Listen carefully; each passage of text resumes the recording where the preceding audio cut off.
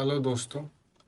चलिए हम आज सोशल साइंस क्लास 10 का समाज विज्ञान आपको पढ़ा रहे थे और उसमें हमने आपको कुछ चीज़ें बता चुके थे। लगभग आधा से ज़्यादा हमने टॉपिक को क्या कर लिए थे, कवर कर लिए थे। ठीक है, आज हम उससे आगे बढ़ेंगे। Social science class 10। ठीक है, चैप्टर का नाम चला यूरोप में राष्ट्रवाद। चैप्टर कौन सा था? यूरोप में राष्ट्रवाद। ठीक है, आपको जल्दी से थोड़ा सा आगे हम रिवाइज करके आगे इसमें हम बढ़ते हैं। ठीक है, यूरोप में राष्ट्रवाद हमने आपको बताया था। चलिए जल्दी बताइए कुछ चीज़ों को जो हमने आपको बताया था।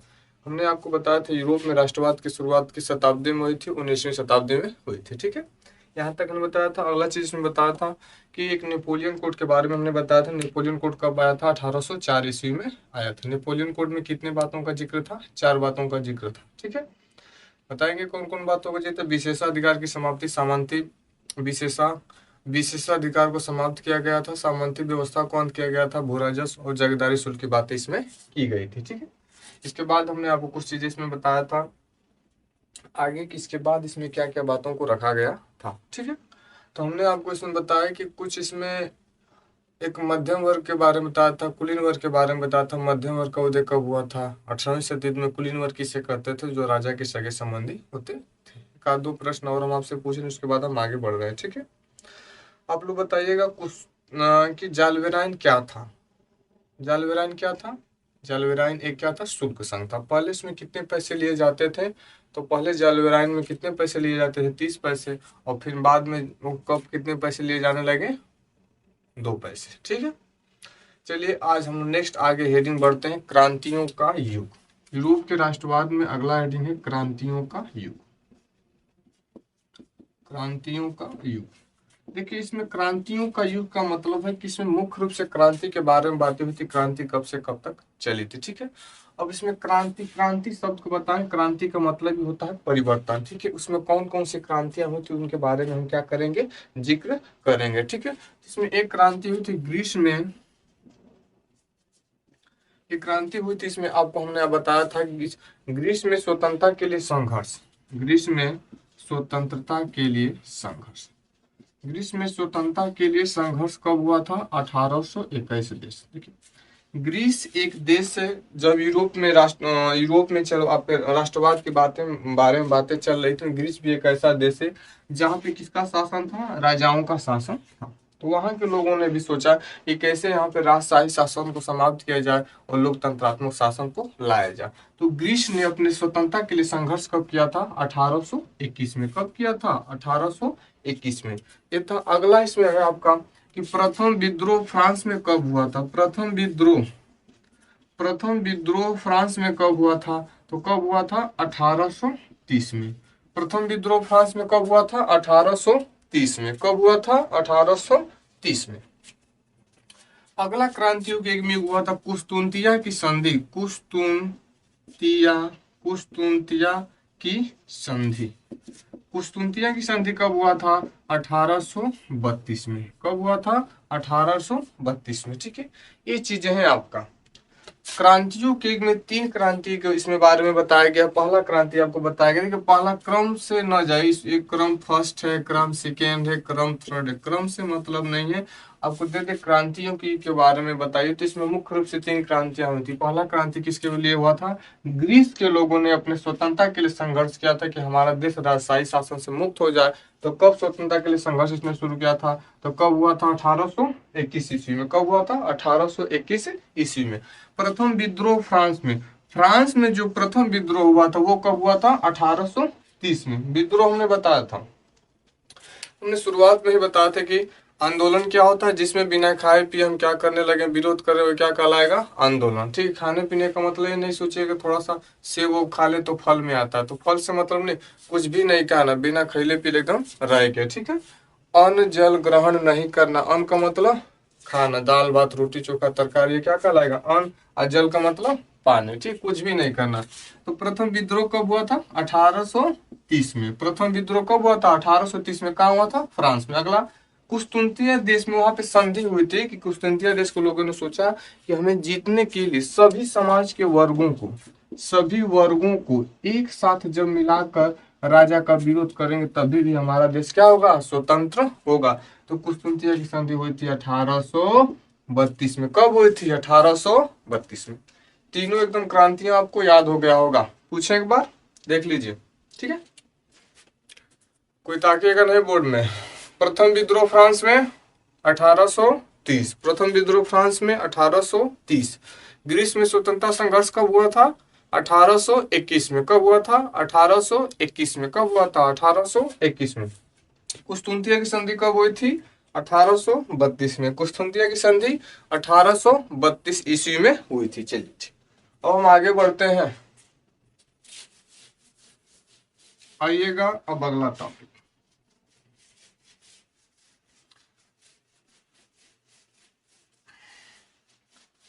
नेक्स्ट हेडिंग हम लोग अब देखेंगे, राष्ट्रवादी भावनाओं का उदय। राष्ट्रवादी भावनाओं का उदय, भ लिखे हैं, भावनाओं का उदय। राष्ट्रवादी, हम तो देश राष्ट्रवादी बता चुके हैं, जो देश प्रेम की भावना है क्या कहलाएगी, राष्ट्रवादी। देश प्रेम की भावना, अपने देश को आजाद कराने की भावना जब लोगों के अंदर आ जाती है वही कहलाएगा राष्ट्रवादी। भावना का मतलब, देखिए भावना का मतलब ये नहीं सोचिएगा कि आदमी को होता है कि भाव मारता है, आदमी चलता रहता है, कोई बोलता है कि भैया सुना तो सुनी, लेकिन बैठिया भाई हम तो ना सुनो थी का कहा तो फलाना। अब बोलते भैया सुनिया हो तो कोई तकबे ना करे, तो आदमी को तो भाव मारना, अपने आप को काबिल बनना, ठीक। तो वो भाव वाला नहीं है।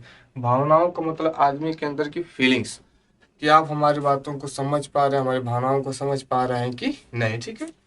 तो राष्ट्रवादी भावनाओं का उदय, ठीक है। राष्ट्रवादी भावनाओं का उदय यूरोप में किसने किया था, राष्ट्रवादी जो भावना है इसका राष्ट्रवादी भावनाओं का उदय यूरोप में किसने किया था, तो योहन ग्रॉटफीडर। ग्रॉटफीडर, योहन ग्रॉटफीडर कौन थे, योहन ग्रॉटफ्रीड, ग्रॉटफ्रीड, ग्रॉटफिट, जो भी नाम होगा याद कर लीजिएगा, ठीक है ना। कौन थे हमारे मुख्य रूप से, योहन ग्रॉटफिट। ये किसका उदय किए थे, यूरोप में राष्ट्रवादी भावनाओं का। किसका उदय किए थे, यूरोप में राष्ट्रवादी भावनाओं का। इनका जन्म हुआ था 1744 में, और कब शहीद हो गए, 1803 ईस्वी में, ठीक है।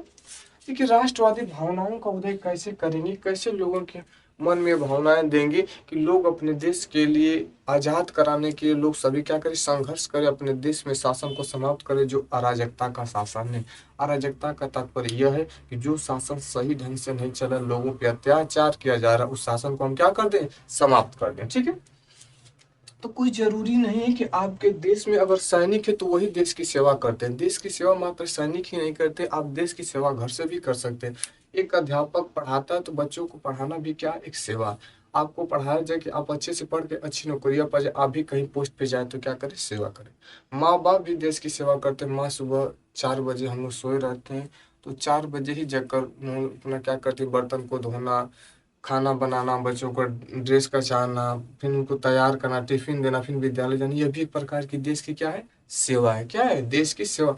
तो हर प्रकार से आप देश की सेवा कर सकते हैं। कंपनी में हम काम करें तो कंपनी का जो प्रोडक्ट बनता है उसको भी क्या करते हैं, एक जगह से दूसरी जगह बेचते हैं, तो लोग उसका यूज करते हैं ना। तो देश की सेवा आप हर तरीके से कर सकते हैं। कोई जरूरी नहीं कि आप देश में जाकर सीमा पे भर्ती होंगे, एक ही फोटो से ले धड़ा के मारने लगे तो वही देश की सेवा, तो ऐसी कोई चीजें नहीं है, ठीक है।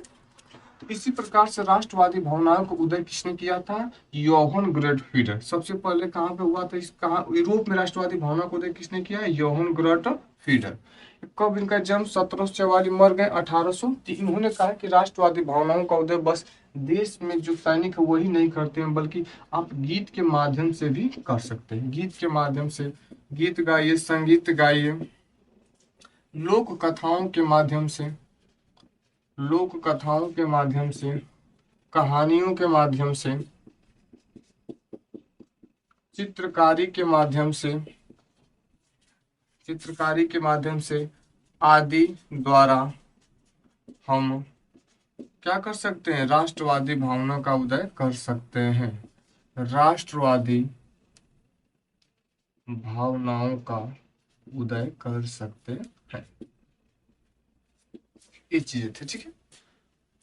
तो इतना आपको समझ में आ गया होगा कि राष्ट्रवादी भावनाओं का उदय कैसे हुआ था। तो राष्ट्रवादी भावनाओं का उदय सबसे पहले यूरोप में किसने किया था? योहान ग्रेटफ्रीड। किसने किया था? योहान ग्रेटफ्रीड। किसने किया था? योहान ग्रेटफ्रीड। इनका जन्म हुआ था 1744 में। जन्म कब हुआ था? 1744 में। अब मर कब गए? यहाँ पे जन्म है, कब जन्मे? 1744। कब मर गए? मृत्यु कब हो गई? 1803। 1803। इन्होंने किन प्रकार से राष्ट्रवादी भावनाओं का उदय का? उनका गीतों के माध्यम से, उसमें संगीत को, अच्छे से अच्छे गीतों को प्रकट कीजिए कि लोग आकर्षित हो। जैसे आप देखते हैं 15 अगस्त और 26 जनवरी, इस तरह तो आप देश के बारे में नहीं सोचते हैं विद्यार्थी लोग, लेकिन जब 15 अगस्त की बात आती है तो विद्यार्थी एकदम ड्रेस व्रेस टाई हुई लगा के, यहाँ बिल्ला लगा के, जब गाना बजता है, ए मेरे वतन के लोगों जरा आंख में भर लो पानी, तब उस समय एकदम आपके अंदर जुनून आ जाता है कि अब हमें देश के लिए कुछ भी हो, अभी देश की बात है तो अभी लेके बंदूक खड़े हो जाएंगे। और जहाँ आपका 15 अगस्त लड्डू वड्डू मिला, घर पे गए, सब भुला गए 15 अगस्त कहाँ गए, उस समय दिमाग से उतर जाता है। फिर वही दिन का सुबह जगना, उठना, विद्यालय जाना, खेलना कूदना, वहाँ पे देश की भावनाएं दिमाग में नहीं आती है। ठीक है, लेकिन हमेशा तो उनका गीतों के माध्यम से हम देश की भावनाओं को लोगों को जागृत कर सकते हैं। लोक कथाओं के माध्यम से, जो भी कहानियों के माध्यम, लोक कथा का मतलब जो पहले के लोगों ने संघर्ष किया, उनकी कथाओं को लिखा जाए, किताबों में लोग जब पढ़े तो उनके अंदर भी देश की भावनाएं, तो वो अभी देश में क्या करे, आजाद कराने की भावनाएं कर सकते हैं। ठीक है, कहानियों की अच्छी अच्छी कहानियों को लिखा जाए, कैसे देश को लोगों ने आजाद किया था उनके बारे में वर्णन किया जाए, तो कहानी के माध्यम से भी चित्रकारी, अच्छे अच्छे चित्रों को बनाया जाए। देखते हैं कापी किताबों पे जो चित्रकारी होती है, बच्चों को अगर आप कहा जाए कि ए फॉर एप्पल याद करने के लिए लिख जाए, इससे लिख जाए ए फॉर एप्पल, तो लड़का कभी नहीं याद करता। लेकिन यहीं पे आप क्या कर दीजिए, एप्पल का ऐसे सेव बना के देखिए, तो आम बना था, जो भी हो, देखिए जैसे हमने बना दिया। तो अब बोले ए फॉर एप्पल, तो सर मम्मी चाहे दीदी तो सेव जी। तो बस बच्चा जब मैंने चित्रकारी का मतलब आप चित्र को दिखा के बच्चों को याद कराते हैं, बच्चों की रुचि भी क्या होती है उसमें ज्यादा लगी होती है। इसी प्रकार से आप चित्रों के माध्यम से भी देश में चित्रकारी भावना, देश में अन्य देशों की छवियों को दिखाई कि उन्होंने अपने देश में कैसे संघर्ष किया, वहां से राजशाही शासन को समाप्त किया, चाहे तानाशाही शासन को समाप्त किया। तो चित्रों के माध्यम से भी देश को क्या करा सकते हैं, आजाद। आदि द्वारा हम राष्ट्रवादी भावनाओं को क्या कर सकते हैं, उदय कर सकते हैं। ठीक है, इतना चीजें आपको इसमें समझ में आ गई होगी। आगे बढ़े। चलिए ठीक है, बताएंगे प्रश्न इसमें, राष्ट्रवादी भावनाओं का उदय किसने किया था? योहान ग्रोटफील्ड। किसने किया था? योहान ग्रोटफील्ड। राष्ट्रवादी भावनाएं का उदय हुआ था किस महाद्वीप में? यूरोप महाद्वीप में। किस महाद्वीप में? यूरोप। कब इनका जन्म हुआ था? 1803। जन्म हुआ 1803। कब मर गए? गलत बता दें, जन्म हुआ था 1744। जन्म कब हुआ था? 1744। मर कब गए? 1803। 1803 ईस्वी। ठीक है, चलिए नेक्स्ट हेडिंग पे हम लोग चलते हैं। भूख, कठिनाई और जन विद्रोह। अगली हेडिंग है भूख, कठिनाई और जन विद्रोह। भूख, कठिनाई और जन विद्रोह। ठीक है, अगला आपको टॉपिक है भूख, कठिनाई और जन विद्रोह। तो देखिए सबसे पहले इसमें हम दो तीन पॉइंट देखेंगे। 1830, 1830 में यूरोप में आर्थिक कठिनाई आई थी। यूरोप में क्या आई थी? आर्थिक कठिनाई। 1830 में यूरोप में क्या? आर्थिक कठिनाई, यानी आर्थिक। एक चीज और आप देखेंगे 1830 में क्या होता बताएंगे। 1830 में क्या हुआ था? फ्रांस में प्रथम विद्रोह। कहाँ विद्रोह हुआ था? फ्रांस में प्रथम विद्रोह कब हुआ था? 1800। यहाँ पे देखिए 1830 में यूरोप में किसकी दिक्कत आ गई थी? आर्थिक कठिनाई, यानी पैसे की समस्या मुख्य रूप से यूरोप में कब आई थी? तो 1830 ईस्वी में। कब आई थी? 1830 ईस्वी में। पैसे की कंडीशन क्यों आई? क्योंकि 19वीं शताब्दी के लगभग लगभग शुरुआत दौर में इसमें मुख्य रूप से लोगों की यानी पॉपुलेशन बढ़ने लगा। पॉपुलेशन का मतलब जनसंख्या। जब जनसंख्या बढ़ेगा तो वैसे ही कठिनाई क्या हो जाएगी? छा जाएगी। जब जनसंख्या बढ़ेगा तो कठिनाई बढ़ेगी। कहने का मतलब जिस घर के सदस्य का अगर किसी भी व्यक्ति का 8 पुत्र हैं, अब मत सोचिएगा 8 पुत्र किसके, अरे एक से एक लोग हैं, एक हमारे गांव में बदौली है बगल में, जिसको गाटवा गाट कहा जाता था। उनके 22 लड़के और लड़कियां थी। ठीक है, तो ऐसे ही बहुत चीज। अब जिसके 8 पुत्र हैं और जिसका 2 पुत्र है, तो सबसे बेहतर किसका होगा? तो बेहतर का मतलब है, अगर 8 पुत्र है तो आप उनको पढ़ाने लिखाने की सारी सुविधाओं से दिक्कत होगा। 8 किताबें चाहिए, विद्यालय में फीस लगेगी, ज़्यादा लगेगी। इसीलिए क्या है कि जहाँ पे जनसंख्या ज़्यादा हो जाता है वहाँ पे समस्या क्या हो जाती है? बढ़ जाती है। जनसंख्या ज़्यादा होने से हर प्रकार की समस्या आती है। यूरोप में सबसे ज़्यादा समस्या कौन आई थी? आर्थिक। कौन आई थी? आर्थिक। ठीक है। अगला एक इसमें और घटना हुआ था 1845 में, सिलेसिया विद्रोह। सिलेसिया सिलेसिया विद्रोह। सिलेसिया एक गांव है। सिलेसिया गांव में क्या हुआ था? विद्रोह। सिलेसिया गांव में विद्रोह हुआ था। विद्रोह मुख्य रूप से कौन से लोग ने किए थे? बुनकरों ने किया था। विद्रोह किसने किए थे? बुनकरों। किसने किए थे? बुनकरों ने किए थे। और मुख्य रूप से एक किसका विद्रोह किए थे? ठेकेदार लोगों का। ठेकेदार लोगों का। क्यों? क्योंकि ठेकेदार लोगों ने इनसे कहा था कि पहले इन देखिए सिलेसिया, पूछेगा 1845 में कौन सा विद्रोह हुआ था? सिलेसिया गांव में विद्रोह। कहाँ पे हुआ था? सिलेसिया गांव में विद्रोह। कौन लोगों ने विद्रोह किया था? बुनकरों। और किसके खिलाफ किए थे? ठेकेदार लोगों के खिलाफ। ठेकेदार समझते हैं? कॉन्ट्रैक्टर। जैसे घर बनता है, आप देखेंगे घर पे जो काम, घर पे जब बनता है तो 2 प्रकार से काम होता है। एक है तो रोजाही पे करा लीजिए। रोजाही का मतलब यानी कि रोज काम करें, डेली बाय डेली आप काम कराइए, तो रोजाही पे काम करते हैं। और एक होता है ठेकेदारी पे। आप पैसे इकट्ठा, मान लीजिए घर आपका बन रहा है 15-20 लाख, आज के ज़माने में तो घर में लग ही जा रहा है। तो अब जब ठेकेदारी पे काम कराता है आदमी, तो मान लीजिए 15 लाख घर बनने में लग रहा है, तो कम से कम 1 लाख 2 लाख ऐसे कोई देता है। वो अपने हिसाब से लेबरों को खटाते रहते हैं। उनको या तो जैसे कि 7 बजे से और ड्यूटी 8 बजे से, तो उनको इच्छा 7 बजे बुला देंगे, खटाते खटाते तो पहले छोड़ देंगे। यानी ठेकेदारी पे हमसे कोई मतलब नहीं है, वो अपने हिसाब से काम को कराएंगे। लेकिन जब रोजाही की बात आती है, तो रोजाही पे लेबर डेली टाइम से, मतलब टाइम फिक्स रहता है कि 8 बजे आना है और आप शाम को 4 बजे जाना है। लेकिन रोजाही पे काम में देखते हैं लेबर लोग कैसे काम करते हैं। एकदम 8 बजे आएंगे, कभी भी समय से नहीं आते हैं। 8 बजे घर से लेबर लोग चलते हैं, चलते चलते पहुंच गए द्वारे। पूछी, जब मिस्त्री पहुंचा 8:30 बजे, वो आएगा, ए मंगरुआ, वो कहे का हो? अरे चल चल बालू उलू चाल। तो अब धीरे धीरे 8 बजे टाइम में पहुंचे लेबर और मिस्त्री 8:30 बजे। अब मिस्त्री साहब बैठ के तो सुरती बीड़ी बनाए। अब सुरती बीड़ी खाए और लेबर धीरे धीरे ले आओ चला नहीं, ऐसे ऐसे खूब आराम से चला। करते करते हो जाता है 9। अब 9 बजे फिर मसाला में पानी डाले, थोड़ा सा जोड़ने में बच जाएगा 10। चलो भैया रस दाना कराओ, रस दाना करो, यही चीजें होती है। तो मुख्य रूप से जो यहाँ के ठेकेदार का मतलब क्या? ठेके पे जो काम दिया जाता है कि भैया आपको काम करना है, चाहे आप 1 महीना में काम का पूरा कीजिए, चाहे 2 महीना में, चाहे 10 महीना में। ठीक है, तो अपने साथ। लेकिन आप रोजाही के मत प्रतिदिन आप क्या करेंगे? काम को करेंगे। ठीक है। तो 1845 में विद्रोह किस गांव में हुआ था? सिलेसिया विद्रोह। कहाँ पे हुआ था? सिलेसिया।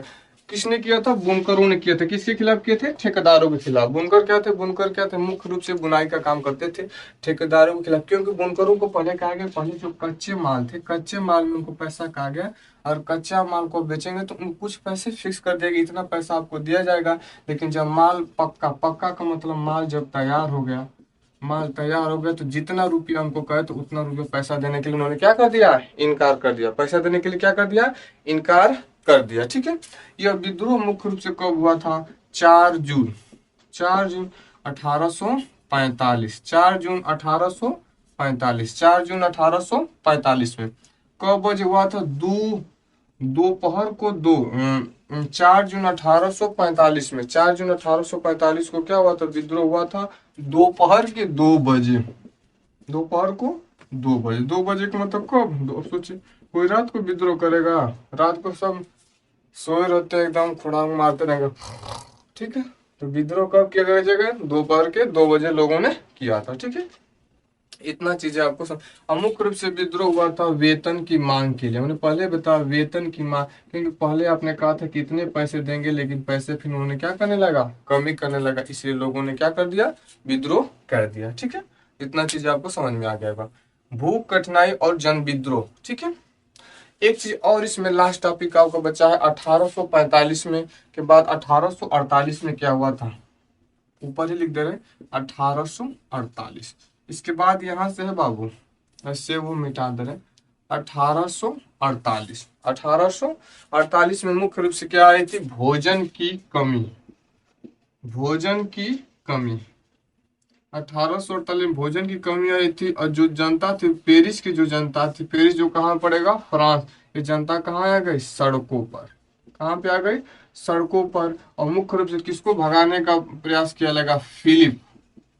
फिलिप फिलिप को भगाने का क्या किया गया? प्रयास किया गया। किसको भगाने का प्रयास किया गया? फिलिप को। फिलिप को भगाने का प्रयास किया गया। मुख्य रूप से किस देश के थे? इंग्लैंड के थे। कहाँ के थे? इंग्लैंड देश के थे। ठीक है, चलिए। इनका पूरा नाम था लुई फिलिप। क्या नाम था? Louis Philippe. कोई दिक्कत नहीं। ये था आपका पूरा चीजें। भूख, कठिनाई और जन विद्रोह। देखिए मिटा जा रहा है, समझिए बस, मिटाने दीजिए, गधा को मिटाते रहे। ठीक है, आप बस समझते रहिए। ठीक है, भूख, कठिनाई और जन विद्रोह में हमने आपको बताया कि 1848 में क्या हुआ था? किसकी कमी आई थी? भोजन की कमी। किसकी कमी आई थी? भोजन की। ये मुख्य रूप से कहाँ पे भोजन की कमी आई थी? पेरिस शहर में। पेरिस कहाँ पड़ता है? फ्रांस में। पेरिस कहाँ पड़ेगा? फ्रांस। पेरिस को क्या कहा जाता है? फैशन की नगरी। पेरिस को क्या कहेंगे? फैशन की नगरी। तो पेरिस पे आया था भोजन की कमी, और लोग कहाँ पे चले गए थे? सड़कों पे आ गए थे, विरोध करने लगे रहे थे। और उस समय किसका शासन चल रहा था? लुई फिलिप का। किसका चल रहा था? लुई फिलिप का शासन चल रहा था, जो किस देश का था? इंग्लैंड का था। कहाँ का था? इंग्लैंड। यानी पेरिस शहर में लुई फिलिप का शासन था, इंग्लैंड देश का था। लोगों ने इसको भगाने का पूरा क्या किया? प्रयास किया। ठीक है, चलिए। ये हेडिंग थी आपकी इतनी, समझ में आ गया होगा। भूख, कठिनाई और जनविद्रोह में 3-4 पॉइंट आपको ध्यान देना। पहला पॉइंट 1830 में क्या हुआ था? तो यूरोप में आर्थिक कठिनाई क्या आई थी? यूरोप में आर्थिक कठिनाई। दूसरा, 19वीं शताब्दी में क्या हुआ था? जनसंख्या में वृद्धि हुई थी। किसकी वृद्धि हुई थी? जनसंख्या में। 1845 हमने आपको बताया सिलेसिया गांव में विद्रोह हुआ था। किस गांव में विद्रोह हुआ था? सिलेसिया गांव विद्रोह हुआ था। यह विद्रोह मुख्य रूप से किसने किया था? बुनकरों ने किया था। किसके खिलाफ किया था? तो यह विद्रोह बुनकरों ने किया था ठेकेदारों के खिलाफ। क्यों? क्योंकि ठेकेदारों ने कहा कि आप कच्चे माल का निर्माण करेंगे तो इतना पैसे देंगे, जब यह पक्का माल बन के तैयार हो जाएगा तो जब माल तैयार हो जाता था उसके बाद ठेकेदारों को जितना पैसे देने के लिए कहे थे उतना पैसे नहीं दिए थे। अब विद्रोह कब हुआ था? दोपहर के 2 बजे। दोपहर के 2 बजे विद्रोह हुआ था, 4 जून 1845 के लिए। 1848 में हमने बताया किसकी कमी आ गई थी? भोजन की कमी। और जब भोजन की कमी आ गई थी, मुख्य रूप से भोजन की कमी किस देश से संबंधित है? तो फ्रांस देश से संबंधित है। किस देश से संबंधित है? फ्रांस देश से संबंधित है। लेकिन फ्रांस में मुख्य रूप से कौन सा शहर था? तो पेरिस शहर था। कौन शहर था? पेरिस शहर था। और उस समय वहां के शासक कहा जाए कौन से? तो लुई फिलिप थे, जिनका संबंध किस देश से था? इंग्लैंड देश से था। लोग इनसे परेशान होकर उनका विरोध करने लगे और धीरे धीरे ये टोटल आपका पॉइंट क्या हो गया? कवर हो गया। ठीक है, तो स्क्रीन शॉट लेना है, आगे चलते हैं हम लोग।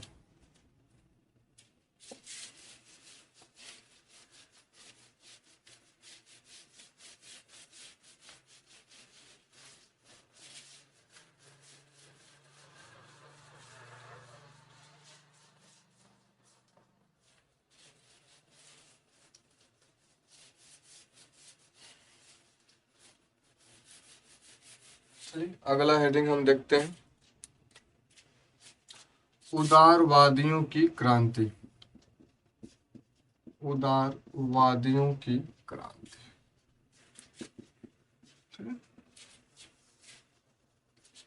उदारवादियों की क्रांति कब हुई थी? तो यह भी क्रांति हुई थी 1848। अब सोचिए कितना 1848 से कैसे बोर्ड में प्रश्न बनेगा। देखिए प्रश्न बनेगा, अगर दे दिया कि 1800, जैसे प्रश्न अगला बन सकता है 1830 में क्या हुआ था।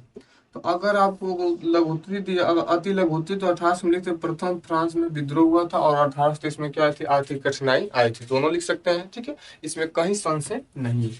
अभी बताएं 1848 में क्या हुआ था? 1848 में हमने आपको क्या बताया कि भोजन की कमी आई थी। और 1848 में कौन क्रांति हुई थी? उदारवादियों की क्रांति। इसमें दो चीजों का इन्होंने मांग किया था।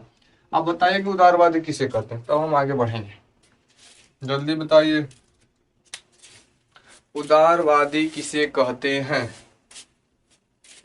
जो लोग समानता, स्वतंत्रता, बंधुत्व तथा सबको समान अधिकार हो, लेकिन मुख्य रूप से वोट वही देंगे जिनके पास क्या होगा, पैसे होंगे। वो अभी वोट कौन देंगे, पुरुष देंगे, उसे ही कहेंगे उदारवाद। ये चीज हमने आपको बताया था, ठीक है। उदारवादी क्रांति कब हुई थी, 1848। उदारवादियों ने क्रांति कब किया, 1848 ईस्वी में। इसमें दो चीजों की मांग की थी, एक प्रेस की मांग की थी, प्रेस की मांग। मांग का मतलब होता है किसी की वर्तमान में कितनी मांगे हैं, प्रेस की मांग। दूसरा, संघ बनाने की स्वतंत्रता, संघ बनाने की स्वतंत्रता। देखिए दो चीजें हैं। 18 उदारवादी की क्रांति कब हुई थी, 1818। प्रेस का मांग, प्रेस जो हम कहते हैं मीडिया, मीडिया, मीडिया इंग्लिश शब्द है, इसको हिंदी में अगर कहा जाए तो पत्रकारिता। तो हम सोशल पढ़ रहे हैं तो हिंदी ही समझिए। मीडिया जो आपका शब्द है अंग्रेजी शब्द है, मीडिया, मीडिया है, छोड़िएगा धागे, मीडिया, ठीक है। इसको हिंदी में बोलेंगे पत्रकारिता, कहेंगे तो दोनों हिंदी लिखा है, इंग्लिश है, ठीक है, इससे कोई मतलब नहीं है। आइएगा, प्रेस की मांग, मीडिया जो वहां का 1800 उदारवादियों ने कहा कि देश में मुख्य रूप से किसकी मांग होनी चाहिए, प्रेस। प्रेस समझते हैं, मीडिया वाले, देखते हैं मीडिया वालों का स्टाइल। जब कोई बात होती है मीडिया, हमारे देश की मीडिया कंडीशन सबसे खराब है। लगभग हम लोग वर्तमान में 160-62 के रैंक पे आ रहे हैं, ठीक है। इतना ज़्यादा मीडिया का कंडीशन खराब हो जाएगा। मीडिया का बस एक ही काम है, देश के बारे में भलाई को नहीं सोचेगा, गरीब जनता के बारे में, लोगों को कहाँ से मतलब शिक्षा के बारे में नहीं सोचे, कहाँ हमारा एजुकेशन क्षेत्र रह गया, कहाँ हमारे देश की कंडीशन कहाँ इतनी खराब है। मीडिया के कई काम है, नेताजी को की बड़ाई करना, नेताजी का थोड़ा सा नेताजी बोला, हाँ नेताजी बोलिए आप कैसे हैं, आपका तबीयत इस समय कैसा है, तरोताजा है कि नहीं, ये चीजें हैं। मुख्य रूप से क्या है कि आप देश के बारे में बात कीजिए, ठीक है। जितना हो सके बेहतर देश के बारे में बात करें, तभी आपका आगे धीरे धीरे बढ़ावा होगा। ना कि आप देश के बारे में नहीं सोचेंगे तो फिर कंडीशन खराब हो जाएगी, ठीक है। ठीक, आइएगा, 1848 में मुख्य रूप से क्या हुआ था, प्रेस की मांग। किसकी मांग हुई थी, प्रेस की मांग। प्रेस का मतलब कि मीडिया की बात हुई, मीडिया को बेहतर ढंग से लाया जाए, जिससे देश में हमारी मतलब हर बात को मीडिया क्या कर सके, पहुंचा सके, ठीक है। संघ बनाने की स्वतंत्रता, संघ बनाने का मतलब होता है कि 3 प्रकार की सरकारें हो जाएंगी, एक केंद्र सरकार हो जाए, एक राज्य सरकार हो जाए, और एक कैसी सरकार हो जाए, स्थानीय सरकार। कैसी सरकार हो जाए, स्थानीय सरकार। ये 3 प्रकार की बातें इसमें। संघ बनाने, जब हमारे यहाँ एक केंद्र होगा, एक राज्य होगा, स्थानीय, ये बातें कहाँ के लोगों ने किया था, उदारवाद के लोगों ने कहा था। किस क्रांति के तहत, उदारवादी क्रांति के तहत, ठीक है। इतना चीज आपको समझ में आ गया होगा। चलिए, उदारवादी क्रांति कब हुई थी, 1848 में। इसमें किसकी मांग हुई थी, प्रेस की मांग। किसकी मांग, प्रेस। दूसरा किसकी मांग हुई थी, संघ बनाने की मांग, संघ बनाने की मांग। चलिए ठीक, मिटा दें।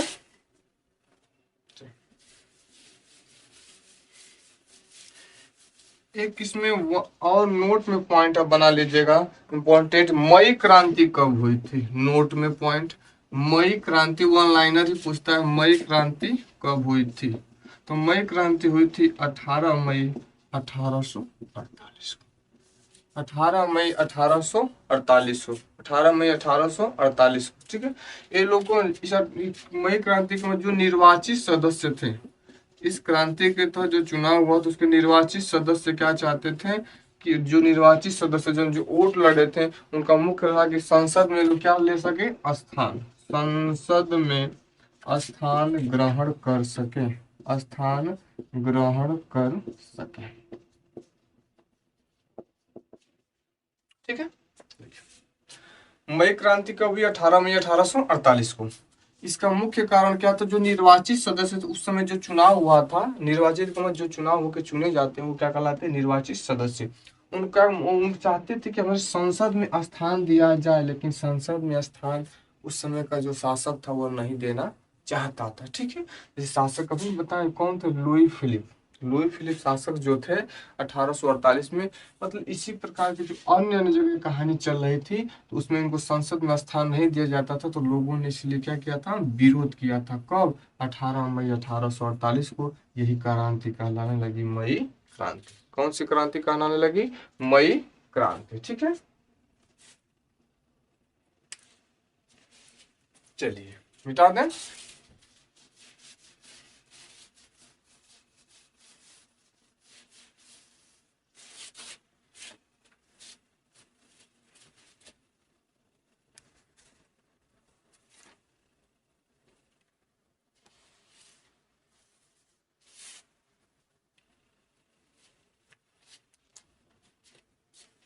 एक और नोट में पॉइंट बनाइएगा।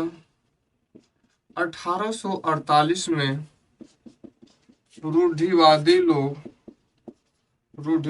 लोग उदारवादी को दबाने में सक्षम हो गए। दबाने में सक्षम हो गए। ठीक। अगला आपका पॉइंट था कि 1848 में कौन पूछेगा कि रूढ़िवादी लोग उदारवादी को दबाने में कब सक्षम हो गए। सक्षम का मतलब उनको दबाने में वो लोग सफल हो गए। तो कब हो गया? 1848 में। ठीक है। जो रूढ़िवादी लोग हम बता चुके हैं, जो राजा के सगे संबंधी लोग, तो उसे क्या कहेंगे? रूढ़िवादी। राजा के सगे संबंधी लोगों को क्या कहेंगे? रूढ़िवादी। उदारवादी हमने कई बार आपको बताया, जो समानता, स्वतंत्रता, बंधुत्व चाहता था, सभी को समान अधिकार चाहता था, लेकिन वोट वही डालेंगे जिनके पास क्या होंगे? पैसे, और मुख्य रूप से क्या होंगे? पुरुष होंगे। तो जो रूढ़िवादी लोग थे, उदारवादों को दबाने में कब सक्षम हुए थे? तो 1848 में। कब हुए थे? 1848 में। ठीक है, चलिए मिटा दें।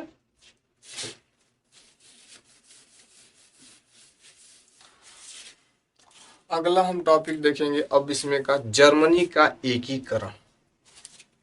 अगली हेडिंग है जर्मनी का एकीकरण। जर्मनी का एकीकरण। ठीक है। जर्मनी का एकीकरण मुख्य रूप से कब शुरू हुआ था? तो जर्मनी का एकीकरण शुरू होने का प्रयास कब था? 1848 में। जर्मनी का एकीकरण कब शुरू हुआ था? 1848 में। और जर्मनी के एकीकरण के जनक किसे कहा जाते थे? जनक जो कहा जाए, शुरुआत किसने किया? ऑटो वान बिस्मार्क। ऑटो वान बिस्मार्क। जर्मनी के इटली के एकीकरण के जनक कौन थे? ऑटो वान बिस्मार्क। कौन थे? ऑटो वान बिस्मार्क थे। इसमें मुख्य रूप से दो घटनाएं हुई थी। जर्मनी के एकीकरण में दो घटनाएं हुई थी। देखिए, जर्मनी के एकीकरण से एकीकरण, जर्मनी एक देश है, का मतलब कुछ नहीं, बनाने चुनाने के लिए, जैसे फेयर लवली, फेयर हैंडसम होता है, उसी प्रकार से। ठीक है, जितना बढ़िया। तो जर्मनी एकीकरण है तो नीक ना लगे, ऐसे जर्मनी का एकीकरण। एकीकरण का मतलब होता है कि लोगों को आपस में क्या करना? एकजुट करना, इकट्ठा करना किसी भी चीज के लिए। जैसे पढ़ने जाते हैं तो अब पढ़ शुरुआत का 2-4 विद्यार्थी, 10 विद्यार्थी तो अच्छा नहीं लगता। तो विद्यालय के जो अध्यापक हो, चाहे बड़ी बड़ी संस्थाएं हो, तो बच्चों को आकर्षित करते हैं अपने अच्छे पढ़ाने की वजह से, चाहे धीरे धीरे प्रचार प्रसार करते हैं कि हमारे यहाँ ज्यादा से ज्यादा बच्चे हो सके। इकट्ठा करना ही क्या कहलाएगा? एकीकरण। ठीक है। तो जर्मनी का एकीकरण की शुरुआत कब हुई थी? 1848 ईस्वी में। इसके जनक कौन थे? शुरुआत करने वाले व्यक्ति कौन थे? ऑटो वान बिस्मार्क। ऑटो वान बिस्मार्क। इसमें जो घटनाएं हुई थी, मुख्य रूप से दो घटनाएं हुई थी। इसके पूरा होने तक दो घटनाएं हुई थी। पहला, इसमें मुख्य रूप से तीन देश थे, जो मुख्य रूप से तीन देश थे जिसमें मुख्य लड़ाई लड़े थे। तो एक था ऑस्ट्रिया, ऑस्ट्रिया, डेनमार्क, ऑस्ट्रिया था, डेनमार्क था, और फ्रांस के बीच 7 वर्षों तक युद्ध चला। कौ वर्षों तक युद्ध चला? 7 वर्षों तक। 7 वर्षों तक युद्ध चला। लेकिन ये मुख्य तीन ही नहीं थे, 4 देश थे। लेकिन ये युद्ध किसके साथ समाप्त हुआ? प्रसा के जीत के साथ। एक और देश शामिल था, प्रसा के जीत के साथ ये युद्ध क्या हो गया? समाप्त हो गया। क्रॉस का मतलब गलत नहीं, ये युद्ध क्या हो गया? समाप्त हो गया। ठीक है, ये युद्ध क्या हो गया? समाप्त हो गया। और मुख्य रूप से एकीकरण क्या हो गया? पूरा हो गया। जर्मनी का एकीकरण कंप्लीट हो गया। एकीकरण पूरा हुआ हो गया। पहला घटना फिर से देखिएगा। ऑस्ट्रिया देश था, डेनमार्क था, फ्रांस। ऑस्ट्रिया, डेनमार्क, फ्रांस, और एक कौन देश था? प्रसा। 4 देशों के बीच में लड़ाई चल रहा था। अब कब वर्षों तक लड़ाई चला था? 7 वर्षों तक। कब तक चला था लड़ाई? 7 साल लड़ाई चला।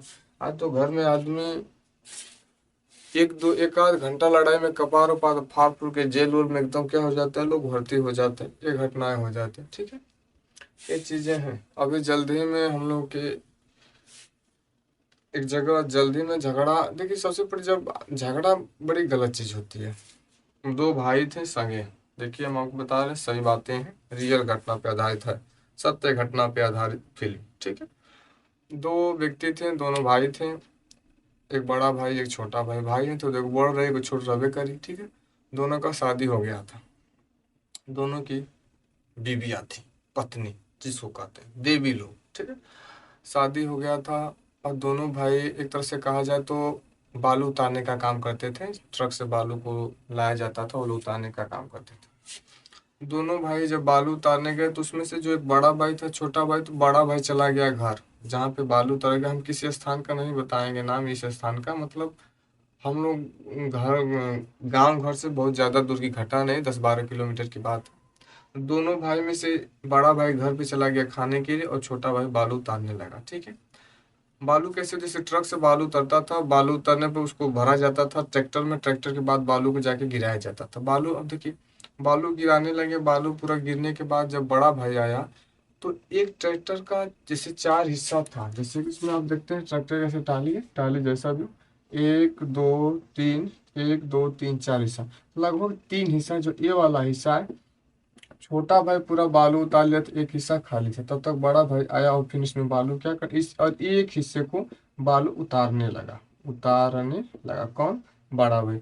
और छोटा भाई इसको उतार लिया। अब उतारने के बाद टोटल मजदूरी हुई 400 रुपया की जगह पूरे को उतारते हैं तो 400 रुपया। अगर आप बताइएगा 400 रुपया की मजदूरी हो तो अकेले ये 3 हिस्सा उतार तो इसको कितना चाहिए, 300 रुपया।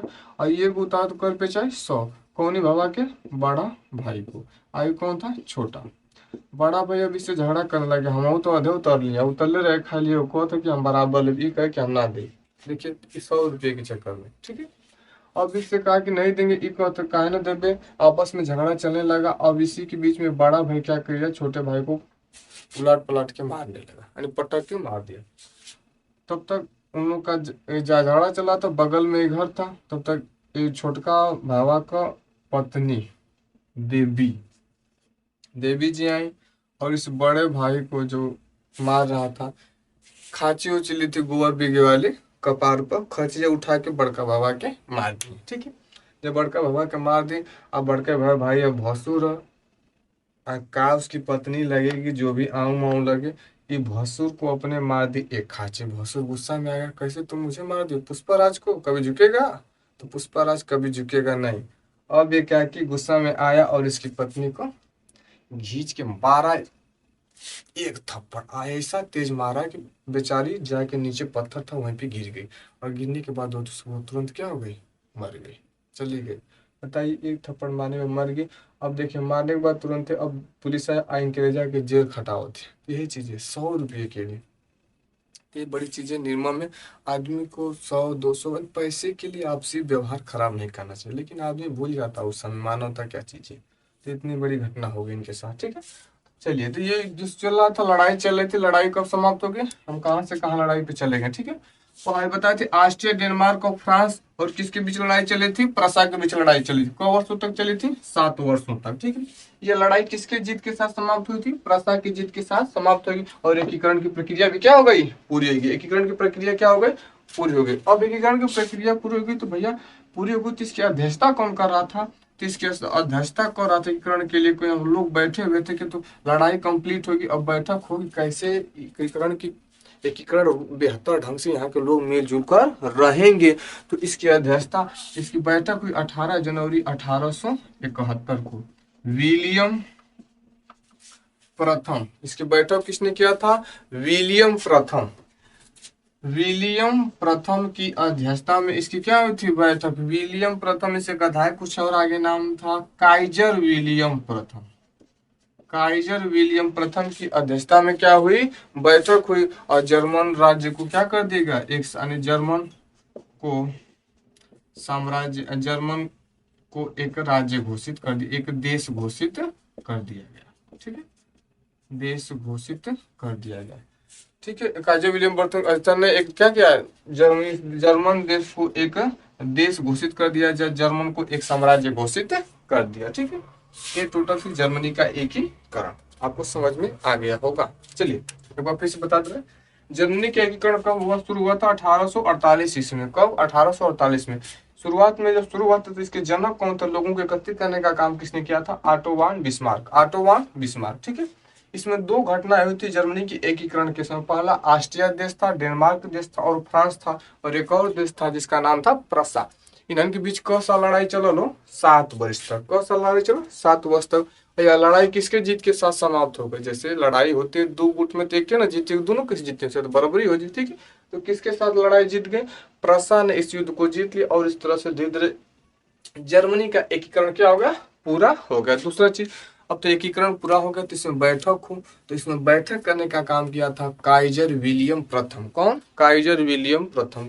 अध्यक्षता कब हुआ था? 18 जनवरी 1871। 18 जनवरी 1871 को इसमें जर्मनी के अच्छे खासे सम्राट, शासक और साथ साथ में ऑटो आविष्कार भी क्या थे? शामिल थे। ठीक है, तो चलिए आज के लिए अब इतना ही। आगे कल आपका टोटल ईयर चैप्टर हो जाएगा समाप्त। ठीक है, तो चलिए दोस्तों, आज के लिए बस इतना ही। खूब बढ़िया से मन लगा के पढ़िए। ठीक है, चलिए।